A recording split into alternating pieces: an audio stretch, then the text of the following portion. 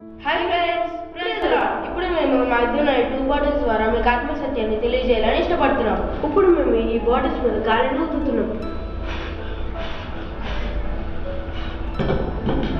చూసారు కదా ఫ్రెండ్స్, ఈ బాటిల్ ఎంటీగా ఉంది కాబట్టి చిన్న గాలి రాగానే పడిపోయింది. అలాగే మన ఆత్మీయ జీవితంలో ప్రార్థన శక్తి, వాక్య ధ్యానం లేకపోతే చిన్న చిన్న శ్రమలకు, ఇబ్బందులకు, సాధన శోధనలకు పడిపోతాం.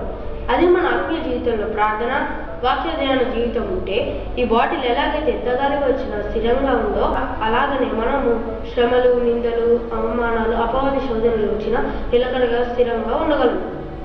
విశ్వాస జీవితంలో ప్రార్థన శక్తి, వాక్య ధ్యానం ఎంతో ముఖ్యం. అవి లేకపోతే ఆత్మీయ జీవితంలో పతనం అయిపోతుంది. కాబట్టి ప్రతి విశ్వాసి ప్రార్థన, వాక్య ధ్యాన జీవితం కలిగి జీవితం. God bless you.